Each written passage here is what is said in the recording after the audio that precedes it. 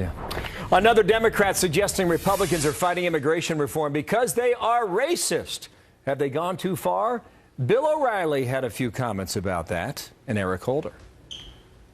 The heavy evidence is that Eric Holder is using his skin color as a shield to avoid explaining to the American people why he has been so ineffective on a variety of fronts. It's long past time to stop this kind of nonsense. That part. Oh, well. So yet another Democrat suggesting racism within the Republican Party. Last week it was Attorney General Eric Holder, I should say, and then he was followed by House Minority Leader Nancy Pelosi. And now over the weekend, New York Congressman Steve Israel apparently citing racism as a potential reason for the delay of immigration reform in the House. Do you think your Republican colleagues are racist? Not all of them. No, of course not. But to a significant extent, the Republican base does have elements that are animated by racism, and that's unfortunate. Really? All right, there you go. Jammu Green joins us, former president of the Women's Media Center and a Fox News contributor. Michael Graham is a talk show host for the New England Talk Network. Jammu, are you comfortable with what he said?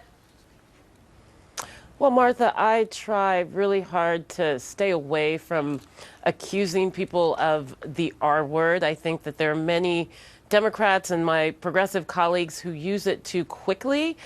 But I also think that as Republicans always, celebrate the achievements of President Reagan, that there needs to be a little bit more celebration of the fact that they are the party of Lincoln.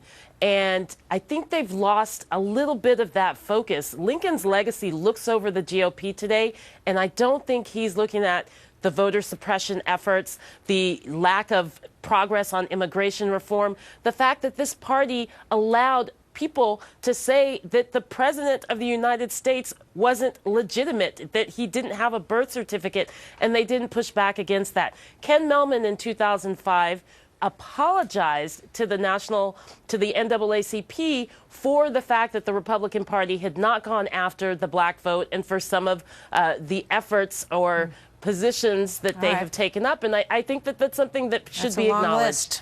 Michael, what do you think? Well, first of all, I think Lincoln would disagree about the issue of secure borders. He was very focused on the issue of secure borders while he was president. And I agree with Jammu that generalizations are bad. Are all Democrats lecherous pervs who chase their interns around the Oval Office or take pictures of their little legislator and tweet them out to unsuspecting women? Of course not. All of them. That's not fair. So, that's not fair. But let's also say something about immigration, which is right now in Boston, we have an estimated 50,000 illegal immigrants from Ireland. And all the people I know who support the rule of law on immigration want to deport them, too. This is part of a smear campaign from the Democrats who are trying to pump up voting for 2014. It started with the bogus 77-cent women lie, which everyone knows is a lie. And now it's the Republicans must all be racist because they don't want to talk about what's actually happening to minority men and women in America under the horrific presidency of Barack Obama. There does seem to be a little bit of a theme when you look at the statement by Steve Israel, and then you look at these two comments. So let's play them because we want to be very specific about what we're talking about here.